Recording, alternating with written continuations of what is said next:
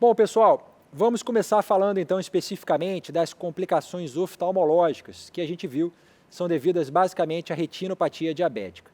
Mas é importante ressaltar também que além da retinopatia, é comum a ocorrência de maculopatia.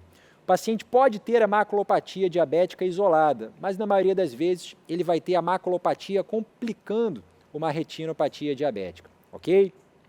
E a retinopatia diabética, ela tem dois estágios evolutivos.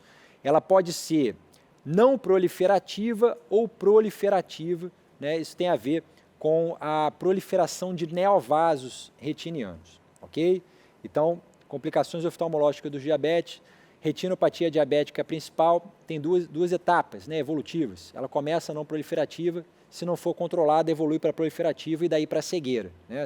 A proliferativa é de grande risco, como a gente vai ver. E existe a maculopatia, que pode aparecer de forma isolada, mas mesmo quando ela aparece de forma isolada, o normal é que depois o paciente evolua com retinopatia, né? E quando ele tem retinopatia, a maculopatia pode estar sobreposta a isso, agravando ainda mais a disfunção visual do paciente. Então eu vou falar de complicações oftalmológicas com vocês, basicamente mostrando o aspecto dessas alterações no fundo de olho. Isso está caindo direto em prova, né? Esse aspecto multimídia das provas, de mostrar fotografias de alterações para você reconhecer, é importante então a gente explicar sob esse ponto de vista, tá? Então, aqui a gente vai ter um fundo de olho normal, tá? Com o disco óptico, que é por onde o nervo óptico entra na retina, né? As fibras do nervo óptico, elas estão vindo ali redondinhas, né? No formato de um feixe. Isso aparece como o disco óptico no fundo de olho e a partir desse disco óptico elas irradiam, se distribuindo por toda a retina. Aqui no centro da retina, nessa região que normalmente é avascular, nós temos a chamada mácula, né? Que corresponde à fóvea, que é uma região especializada da camada neuronal da retina, onde você tem células fotorreceptoras que respondem pela visão central, né? A maior parte da acuidade visual tá contida aqui nos fotorreceptores da mácula, ou fóvea, né? Que a gente tem na retina, tá certo? O que está no entorno da mácula tem vasos passando, né? Então, fisiologicamente, a gente não poderia muito depender dessa visão. Os fotorreceptores mais periféricos, como o próprio nome sugere, respondem mais pela visão periférica. Eles complementam a informação vinda deles, complementa a informação vinda da mácula. A maior parte da nossa visão depende dos fotorreceptores contidos aqui na mácula, que se você olhar microscopicamente corresponde à região da fóvea retiniana, tá certo? Então isso aqui é o aspecto normal, né? Você vê lá o disco óptico mais amarelinho brilhante, com contornos regulares, com tamanho normal, a vascularização retiniana com artérias e veias, tá? Em número adequado, as veias um pouquinho mais calibrosas, mas assim, não tem alterações de brilho na parede dos vasos arteriais, os vasos são finos, são regulares, as veias também são bem lisinhas, não tem alteração nesse pano de fundo aqui, mais ou menos laranja, né? Por conta da irrigação vascular do fundo de olho normal. Então, isso aqui é um fundo de olho normal, é o que você espera encontrar no paciente saudável. A retinopatia diabética, ela é uma complicação microvascular, como a gente viu, ok? E o que acontece exatamente nesses vasos retinianos, principalmente os vasos arteriais?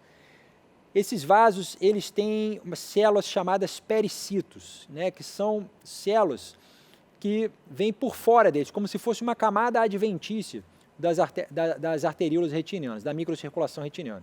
São chamados pericitos, tá? Que sofrem muito diante da hiperglicemia crônica. Todos aqueles mecanismos fisiopatológicos que a gente comentou no bloco anterior, eles afetam predominantemente, pelo menos no início, os pericitos dos vasos arteriais retinianos. E há uma perda desses pericitos, né? Eles sofrem edema, sofrem degeneração, há uma perda dos pericitos. O que acontece quando os pericitos que envolvem as arteríolas, os microvasos arteriais retinianos, desaparecem? Dois fenômenos básicos acontecem nesse momento, tá? Você perde a estruturação da parede vascular, então há um processo de fraqueza da parede vascular. Como essa perda dos pericitos ela é focal e dispersa, você vai ter pontos nas arteríolas vasculares que se tornam mais frágeis, tem a parede fragilizada. E você vai ter, em muitos outros locais, mesmo que você não perca os pericitos, pela disfunção da célula, pelo edema, um aumento de permeabilidade. Os pericitos eles não só fazem o molde do vaso, a estrutura física do vaso, como também participam da barreira de permeabilidade hematorretiniana, que é parecida com a barreira de permeabilidade hematoencefálica. Então, dois fenômenos acontecem em função da hiperglicemia crônica nos vasos retinianos do paciente. Fragilidade da parede vascular e aumento de permeabilidade. E aí o paciente começa a fazer uma retinopatia diabética com essas características aqui, ó. Ele começa a ter pontinhos vermelhos, que no início são bem discretos mesmo, aqui dá para ver bem alguns, são chamados microaneurismas, corresponde àqueles pontos da parede vascular onde os pericitos desapareceram, então a parede dilata, e fica como se fosse um saquinho de sangue, são microaneurismas, ok? E nos outros pontos em que os pericitos ainda não foram fisicamente perdidos, mas estão com uma importante disfunção, há um aumento da permeabilidade vascular, que dá passagem, por exemplo, a proteínas e lipídios, a lipoproteínas, Elementos esses que, quando caem no interstício retiniano, não conseguem ser removidos. Que a retina é um tecido neurológico, Você não tem muito macrófago ali dentro, você não tem muita capacidade fagocítica ali dentro, numa situação normal, tá? E como o cara é diabético, você lembra que está tendo um estresse oxidativo, essas lipoproteínas geralmente vêm oxidadas, Elas se agregam umas nas outras, formam macroagregados moleculares, macromoléculas, que são difíceis até das células da glia e dos próprios macrófagos fagocitarem. Então essa porcaria se deposita no interstício da retina, por conta desse aumento de permeabilidade, formando os clássicos exudatos duros. São essas manchas amarelo brilhantes aqui que a gente está vendo, são depósitos de lipídios e proteínas, ok? Em função desse aumento de permeabilidade decorrente da disfunção dos pericitos que leva a uma quebra da barreira hematorretiniana. Começa a vazar isso aí, tá? E, como eu falei, são moléculas que estão oxidadas, são produtos de glicosilação avançada, são macroagregados que é difícil de remover uma vez que eles caem no interstício, tá certo? E junto a eles, a gente tem os microaneurismas pela fragilidade da parede capilar, tá? Então isso aqui, você repara, não tem ainda uma hipervascularização retiniana, tem apenas uma alteração vascular, tanto estrutural quanto funcional, que está dando vazão ao extravasamento de moléculas, de macromoléculas oxidadas e glicosiladas, e fragilizando a parede das arteríolas, gerando esses microaneurismas. Isso é a chamada retinopatia diabética não proliferativa inicial. Ela é não proliferativa porque não tem ainda neovasos sendo formados, ok? E é inicial porque essas são as primeiras alterações que aparecem em função da lesão nos pericitos que estão ali no entorno das arteríolas retinianas, ok? Na medida em que a fisiopatologia progride, a hiperglicemia crônica se sustenta, todos esses eventos continuam acontecendo, progridem, a coisa vai se complicando cada vez mais. Por quê? Porque você vai formando mais microaneurismas, tá certo? Muitos microaneurismas, alguns deles começam a se romper e há extravasamento de sangue para o interstício retiniano, vai formar hemorragias focais. E chega um ponto que a disfunção endotelial e o comprometimento da estrutura vascular é tão intenso que começa a ter obstrução vascular, obstrução dessa microvasculatura.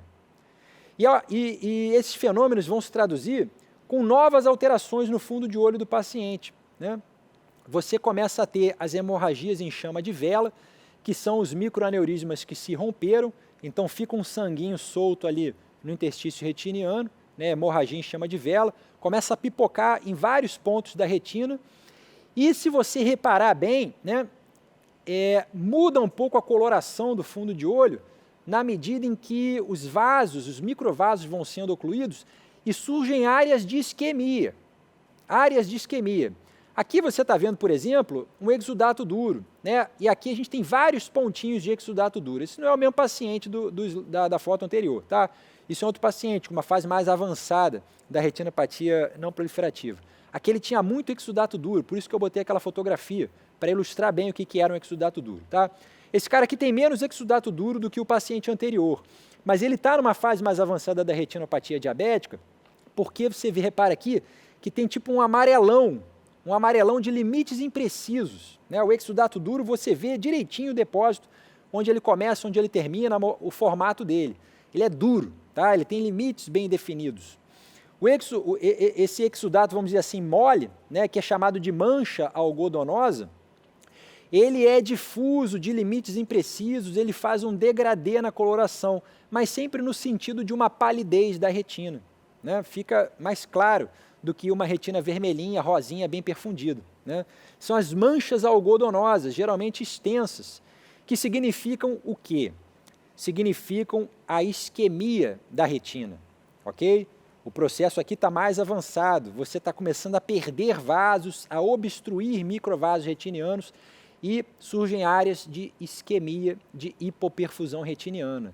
Inclusive, algumas dessas áreas já sofrem infarto isquêmico, né? Dentro das manchas algodonosas, a gente tem fibras infartadas isquemicamente, ok? Então, o aparecimento de muitas hemorragias em chama de vela é a consequência natural da fragilidade capilar retiniana, né? Ela começa com microaneurisma e evolui para hemorragia em chama de vela. E vai se multiplicando, né, na medida em que a doença progride. E os exudatos duros começam a se acompanhar de os exudatos moles ou manchas algodonosas, tá? Que são essas áreas de isquemia. Então, essas duas novas alterações, elas refletem já uma fase mais avançada da retinopatia diabética não proliferativa. Ainda não está rolando formação de neovasos, ok? Vai começar a rolar a partir daqui, tá? E é por isso que essa fase mais avançada é chamada de retinopatia diabética pré-proliferativa. Por quê? Por que surgem os neovasos na retina do paciente? Ora, surgem justamente em função dessas áreas isquêmicas extensas. Na medida em que as células nervosas da retina vão sentindo a isquemia, elas secretam VEGF, que é o fator de crescimento vascular derivado do endotélio. Não é isso? Eu não falei para vocês que o VEGF é um mediador importante na retinopatia diabética? As áreas isquêmicas começam a secretar VEGF em grande quantidade. E, dependendo da extensão dessas áreas isquêmicas, e aqui nesse fundo de olho a gente vê que o negócio está bem extenso, você tem muito VEGF sendo produzido, né? Esse cara está prestes a se transformar numa retinopatia diabética proliferativa, porque essa grande quantidade de VEGF vai começar a estimular a formação de neovasos. Então, olha a sequência de eventos que acontece, né? Uma fase inicial, com microaneurismas, exudatos duros, mas fase mais avançada, persistem e aumentam o número, né, dos microaneurismas e exudatos duros, começam a aparecer as hemorragias em chama de vela, cada vez mais numerosas, e começa a surgir a mancha algodonosa cada vez mais extensa, tá? Esse paciente está se encaminhando para uma isquemia retiniana importante, aumento de VEGF, e vai culminar na formação de neovasos. Então, ele ainda tem, eu já ia esquecendo de citar, né, até as próprias veias, né, até então a gente estava falando de lesões nas arteríolas, mas as alterações vasculares intrarretinianas, as alterações microvasculares intrarretinianas, são tão importantes nessa fase pré-proliferativa que até as veias apresentam alterações estruturais. As veias começam a ter dilatações intercaladas com estenose, porque você está tendo esse processo de lesão no endotélio e na parede das veias também, tá? São chamadas veias em conta de rosário. Aqui, se você olhar bem, né, não sei se vai dar para vocês verem aí na tela do computador, dependendo da resolução da tela de vocês, eu estou vendo direitinho aqui, como se fosse uma conta de rosário mesmo, a veia está toda tortuosa, com dilatações intercaladas com estenoses, tá? As veias passam a ser afetadas na retinopatia diabética pré-proliferativa, na fase avançada da retinopatia diabética não proliferativa, ok? Alguns autores agrupam todas essas modificações estruturais vasculares sob o conceito de alterações microvasculares intrarretinianas avançadas. Tá? A sigla em inglês para isso é IRMA, né?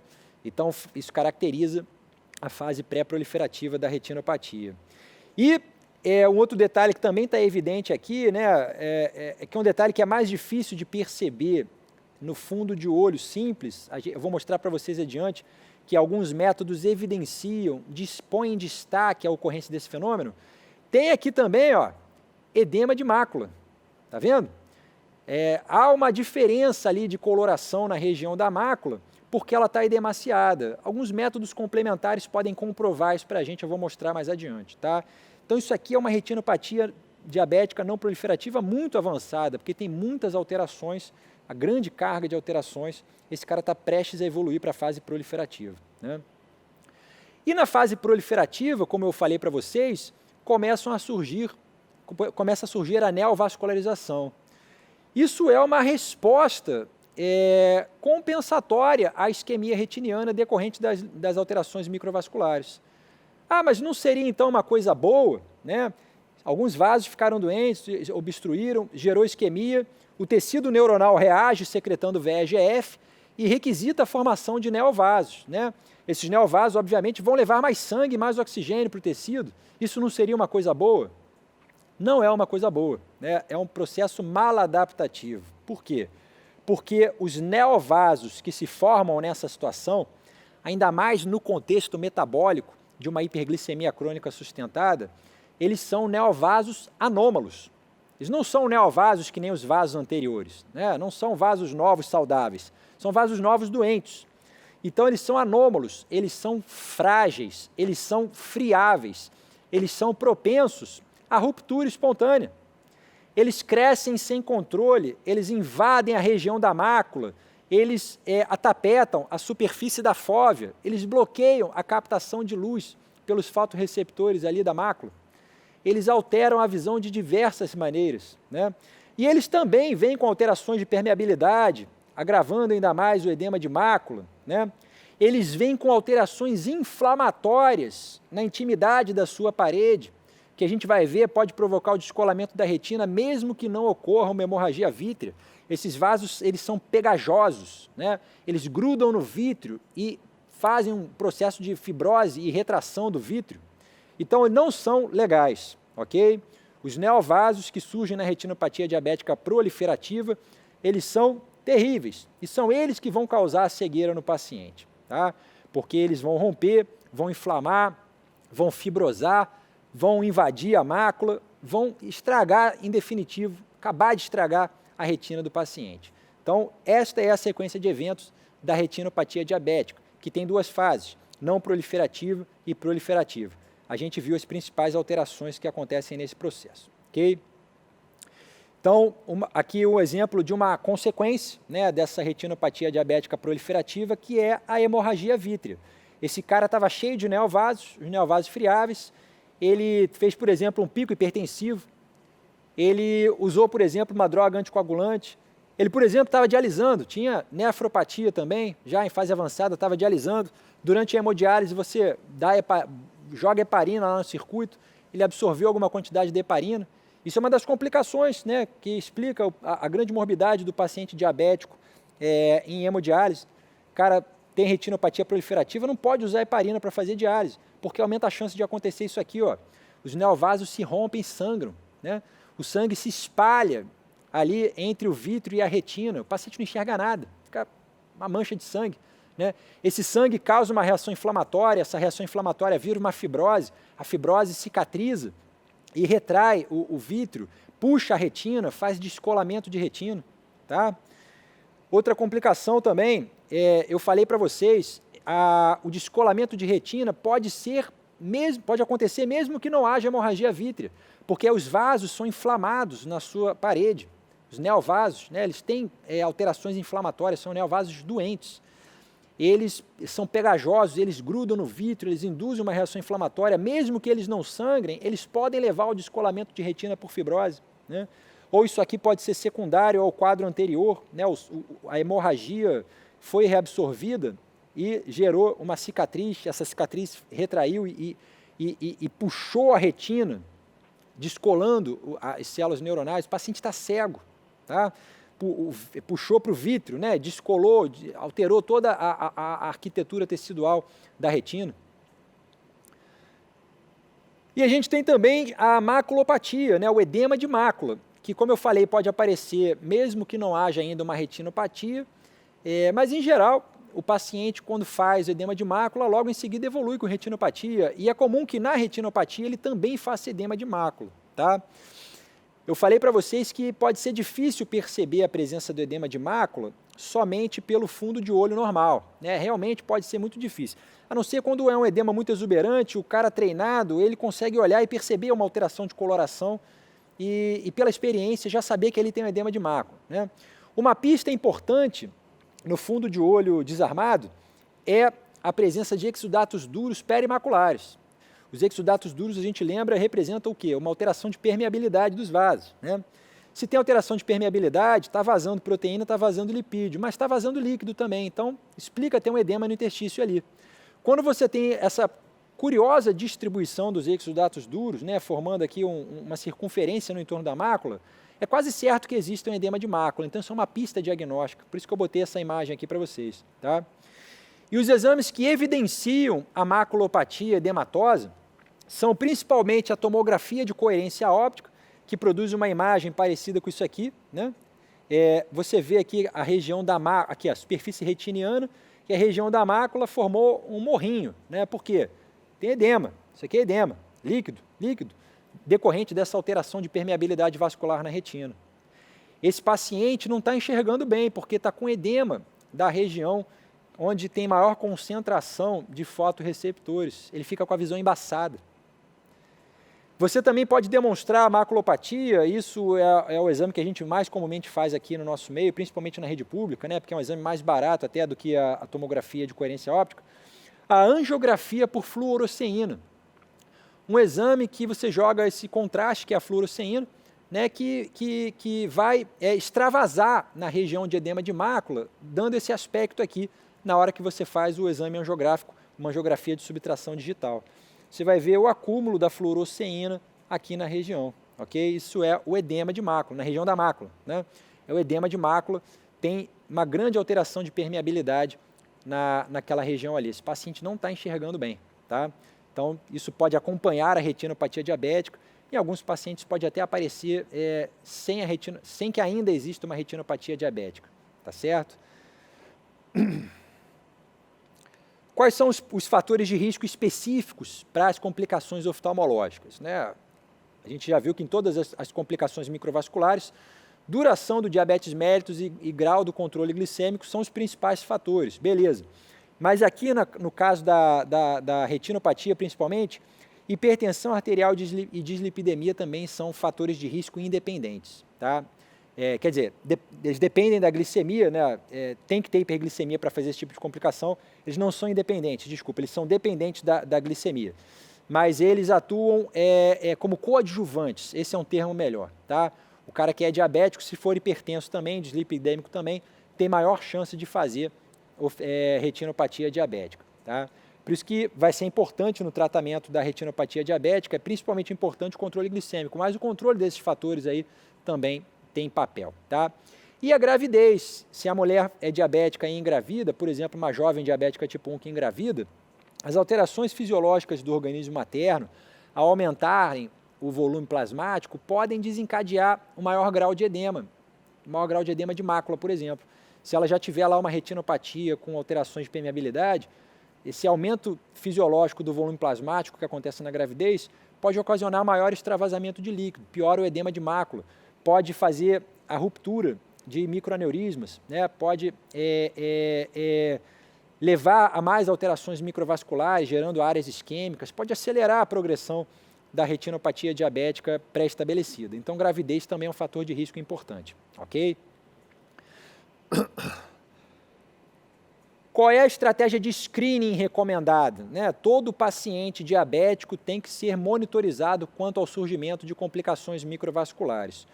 E o screening específico para as complicações oftalmológicas, né, que a gente viu aparece no fundo de olho, não poderia ser outro que não a realização de fundo de olho, ok? mas hoje em dia a literatura enfatiza que o exame anual de fundo de olho no paciente diabético, que todo diabético tem que fazer, né, você, enquanto clínico, enquanto endocrinologista, pode e deve fazer o fundo de olho no seu paciente, tá? Porque isso faz parte do exame físico. Se você souber fazer, tiver um fundoscópio, você deve fazer, tá? Mas, para fins de screening adequado da retinopatia diabética e da maculopatia diabética, recomenda-se que o oftalmologista faça o exame também, tá? Porque o oftalmologista ele vai fazer o exame de fundo de olho diferente de você, clínico, diferente de você, endocrinologista. Ele vai fazer o exame de fundo de olho dilatando a pupila do paciente. Você até pode querer dilatar a pupila do seu paciente, ok, tá? Mas esse cara tem outros equipamentos para fazer um fundo de olho mais abrangente. Você tem lá o seu fundoscópiozinho que você mandou alguém trazer de Miami, não é isso? E você até gosta de pingar um colíriozinho midriático e fazer um fundo de olho mais legal, mais abrangente. Mas o oftalmologista tem aqueles canhões lá no consultório dele, que se ele achar alguma dificuldade na fundoscopia tradicional, ele pode usar aquele jogo de lentes, né, e realmente amplificar muito o estudo da retina do paciente. Então, o oftalmologista é o cara apropriado para fazer o exame definitivo de screening no paciente diabético. Tá? Isso, por um lado, dá até um certo alívio para os endocrinologistas e clínicos que exime um pouco da responsabilidade, né? Não é a sua área fazer fundo de olho, se você é clínico ou endocrinologista. Você até pode gostar, até pode querer fazer, mas o oftalmologista vai fazer muito melhor do que você, né? Vai identificar muito melhor as alterações, vai poder pedir os exames específicos, vai poder indicar o tratamento, correto? Então, todo diabético tem que ter um oftalmologista na jogada, tá? Tem que fazer parte da equipe de cuidados desses pacientes. Qual é a periodicidade dessa estratégia de screening? Ela é condizente com aqueles conceitos que a gente abordou inicialmente. Como no DM1 a gente sabe quando a doença começa e como a gente sabe que as complicações microvasculares geralmente aparecem a partir da segunda década de doença, recomenda-se, né, por precaução, que o screening no DM1 comece, o screening com fundo de olho anual feito pelo oftalmologista, comece após 5 anos do diagnóstico de DM1. Antes disso não precisa, tá? Porque não vai ter as alterações de microvasculares oftalmológicas do diabetes. A gente viu que não vai ter antes de 10 anos, vai ser muito difícil ter. A gente manda fazer a partir de 5 anos e não a partir de 10, para tentar pegar o mais precocemente possível, né? 10 é uma média, alguns pacientes fazem um pouco antes. Então, existe um consenso arbitrário na literatura que no DM1 tem que ser a partir de 5 anos, tá? Para garantir que você vai pegar todas as retinopatias e maculopatias desde o início, ok?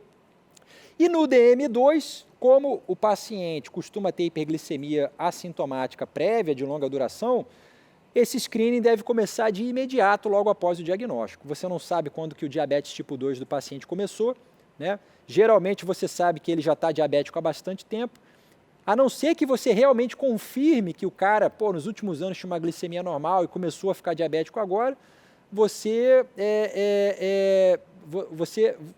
não tem como saber em que momento começou a doença, tá?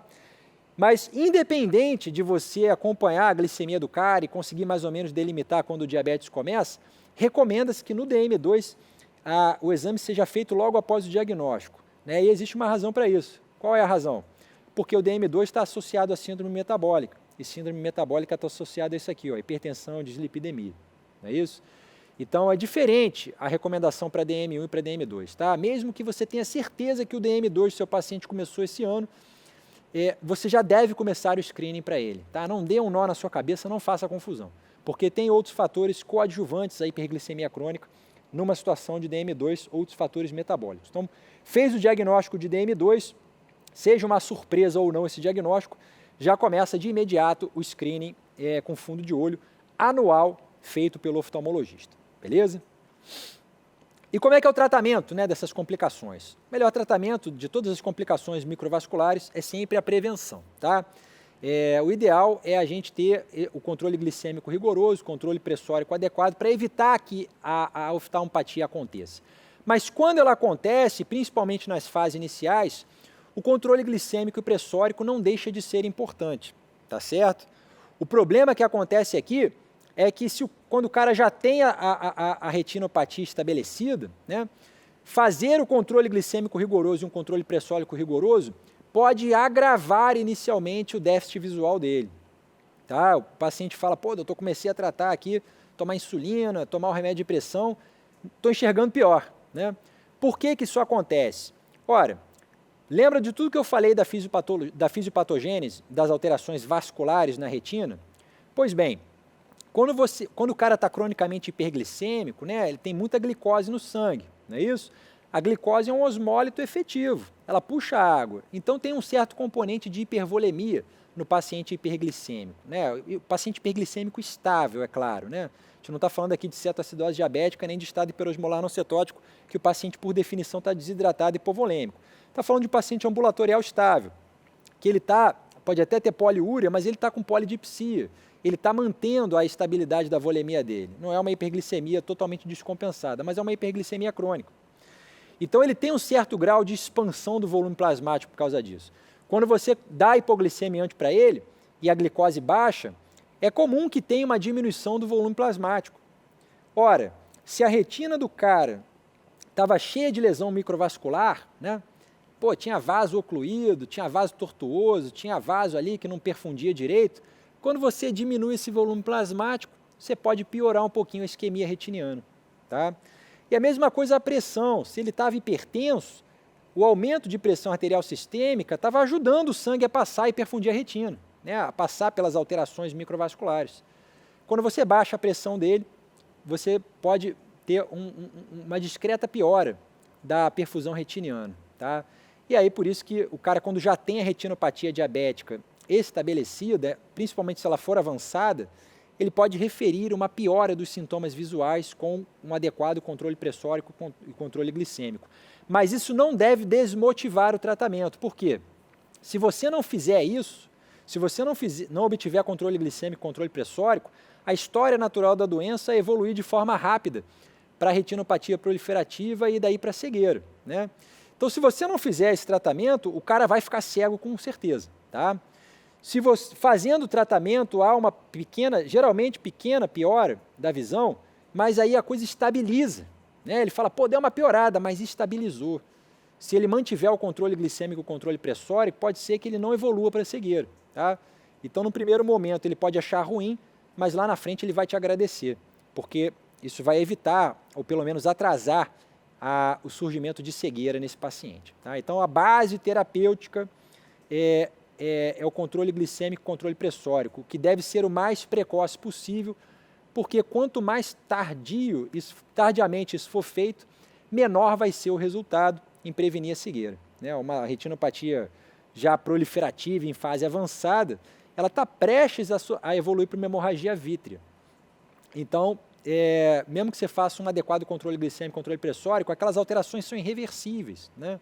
O cara está prestes a fazer hemorragia vítrea e você precisa lançar mão de outras estratégias que a gente vai ver. Okay? Então, a base terapêutica é sempre essa. Tá? Quando a retinopatia diabética é não proliferativa e está em fase inicial, tem poucas alterações ainda, a gente, de um modo geral, busca o controle glicêmico e pressórico e acompanha o paciente mais amilde. Né? Em vez de fazer a fundoscopia anualmente com o oftalmologista, você passa a fazer de 6 em 6 meses, para verificar se está havendo alguma progressão da doença. Tá? Porque a partir do momento em que a retinopatia diabética não proliferativa deixa de ser inicial, ou seja, ela se torna uma retinopatia diabética não proliferativa avançada ou mesmo uma proliferativa, existe indicação de fazer fotocoagulação a laser panretiniano. Tá? Este é o tratamento de escolha para retinopatia diabética não proliferativa avançada, que é aquela pré-proliferativa, ou já na fase proliferativa. No que consiste a fotocoagulação a laser? O oftalmologista ele tem um aparelhozinho que é como se fosse uma pequena pistola, né, que ele dá tiros na retina do paciente. Ele dá tiros de laser. O laser é uma forma de energia, uma forma de energia fotônica, né, de luz, em que você consegue modular a quantidade de energia que você está dando. Né? Então, isso foi tudo estudado, né? Existem diversos aparelhos de laser para fazer isso. em que quando o cara dá o tiro, a quantidade de energia fotônica que ele joga na retina é a exata quantidade necessária para dar uma queimadinha superficial ali na retina. Tá? Então ele destrói a retina, né? Ele destrói a retina, mas sem destruir muito. Né? Ele não faz, esse raio laser não é que nem nos filmes de ficção científica que atravessa o Stormtrooper, né? Não é assim. É um laserzinho de baixa energia suficiente para dar uma queimadinha ali na superfície da retina. E isso é importante porque vai matar aquele neurônio e vai fazer com que o neurônio pare de secretar o VEGF. O neurônio estava secretando VEGF porque ele estava isquêmico. Quando você mata ele com laser, acabou o problema, né? Ele não está mais isquêmico, ele está morto. Então ele também não está mais funcionando, não está mais produzindo e secretando VEGF. Então, a fotocoagulação a laser panretiniana, você faz isso em toda a periferia da retina. Eu vou mostrar para vocês no slide mais à frente. Tá? E aí você destrói grande parte do tecido. Só que você preserva a mácula, você preserva a região da fóvea, você preserva aquela região de visão central que responde pela maior parte da nossa acuidade visual. Tá? Você está matando células retinianas, isso vai alterar a visão do paciente, é claro, tá? Mas dos males o menor. Por quê? Você vai preservar a visão central, o cara vai continuar enxergando, com alguma deficiência, mas vai continuar enxergando, mas você consegue reduzir a produção de VEGF. Essa é a maneira mais eficaz de reduzir a hiperprodução intrarretiniana de VEGF, é matando as células que produzem o VEGF, ok? E aí não se formam mais os neovasos regridem, e isso elimina o risco de uma hemorragia vítrea, de um descolamento de retina, que vai causar uma cegueira irreversível no paciente, ok? Então, veja, né, o tratamento, ele não é exatamente legal, tá? Porque ele vai piorar um pouquinho a visão do paciente, tá? O cara, às vezes, está com uma retinopatia diabética proliferativa, mas ainda está enxergando bem. Você vai fazer, mesmo nesses casos, a fotocoagulação a laser panretiniana. Você vai alterar a visão do paciente. Eu vou mostrar para vocês, ele vai passar a ter uma visão tunelizada. Mas isso vai evitar que ele fique cego. Tá? É a escolha de Sofia. Ou você vai ficar cego, né, se não fizer nada, ou você vai manter a visão, mas uma visão tunelizada. As pessoas que fazem isso dizem que, num primeiro momento, elas estranham, mas, com o passar do tempo, como tudo na vida, elas se adaptam. Tá? E o cara consegue levar uma vida razoavelmente produtiva tendo essa alteração visual, ok? É melhor do que ficar cego, né? Então, guarda, o objetivo da fotocoagulação a laser panretiniana é matar a maior parte da periferia da retina, de modo que acabe com a hiperprodução de VEGF, e sem VEGF aumentado, não há formação de neovasos, né? E aí você abole o risco de hemorragia vítrea, de descolamento de retina por causa disso. Tá? E mesmo, a gente viu que mesmo que não haja hemorragia vítrea, o próprio vaso doente pode se aderir ao vítreo e causar fibrose com descolamento de retina. Então, você abole completamente essa possibilidade, fazendo de forma precoce uma fotocoagulação a laser panretiniana. Tá? Mas perceba, né? Isso não está indicado na retinopatia diabética não proliferativa inicial. Somente na avançada, que é aquela pré-proliferativa, e na proliferativa propriamente dita. Okay? Não há melhor conduta para esses doentes do que essa, pelo menos até o momento. Quando o paciente tem edema de mácula, a gente pode fazer o anti-VEGF intravítreo. Hoje em dia existe um anticorpo monoclonal anti-VEGF, que é, por exemplo, o bevacizumab, né? Usado lá em alguns esquemas de quimioterapia, câncer de pulmão, por exemplo. O oftalmologista de 6 em 6 meses vai lá e injeta aquilo no vítreo do paciente. Tá? Quando o paciente tem só o edema de mácula, isso se mostrou benéfico. Tendo como opção, que vai ser reservada principalmente na indisponibilidade do anti-VEGF intravítreo, ou no paciente que não aceita esse tratamento, né? O cara tem medo de levar uma agulhada no olho, ou o paciente que não adere ao tratamento, ele vai de vez em quando, né? Se ele perde 2, 3 sessões de aplicação do anti-VEGF, ele pode evoluir com a hemorragia vítrea, com uma retinopatia proliferativa. Então, se você não garantir que vai fazer o anti-VEGF da forma adequada a cada 6 meses, a opção ideal é indicar a fotocoagulação focal, se estiver só edema de mácula, né? Na fotocoagulação focal, a gente vai fazer os tiros do laser somente no entorno da mácula, né? Somente no entorno da mácula. Para quê? Para matar aqueles vasos que estão com alteração de permeabilidade. E aí você diminui o edema de mácula, ok? E quando o paciente já evoluiu com descolamento, com hemorragia, você pode tentar salvar a visão dele fazendo vitrectomia, né? Procedimento cirúrgico, tirar as áreas de fibrose, tirar a vitrectomia, tentar preservar alguma porção da retina. Aquelas imagens que eu mostrei no início para vocês, né, da hemorragia vítrea e do descolamento por fibrose, eram imagens muito grosseiras, né? Aquele cara não tinha indicação mais de fazer nada, porque já perdeu a visão, já era, tá? Isso aqui você vai indicar a critério do oftalmologista, se ele achar que tem como preservar alguma coisa da retina, fazendo uma abordagem cirúrgica para deixar alguma visão residual no paciente, ok? O ideal é a gente não precisar chegar nesse ponto aqui, tá? Então, aqui um exemplo do que é uma fotocoagulação focal. A gente está vendo esses pontinhos brancos, são as regiões onde o cara deu um tiro de laser, né? com o aparelhinho. E você vê que está bem no entorno aqui da mácula, né? Da região avascular, porque tinha edema de mácula aqui. O cara foi dando os tiros no entorno, foi matando aqueles vasos com hiperpermeabilidade e diminuiu o edema de mácula. É uma opção ao uso do anti-VEGF intravítreo, mas o anti-VEGF intravítreo só para edema de mácula é o tratamento de escolha, tá? Se só tiver edema de mácula. E aqui o exemplo de uma fotocoagulação panretiniana, né? Um troço assustador. Você queimou toda a periferia da retina, mas preservou a visão central, preservou a mácula, ok? Esse paciente aqui, ó, perdeu muito neurônio que estava produzindo VEGF, né? E aí você até repara que não está tão hipervascularizado mais o fundo de olho dele, tá? Porque não tem o estímulo do VEGF, alguns vasos neoformados podem até regredir por causa disso, ok? E a consequência clínica, né, como eu disse a vocês, é a visão tunelizada. É como se o cara estivesse no peep show, né? Ele está olhando ali meio que através de um túnel. É melhor do que ficar cego, beleza?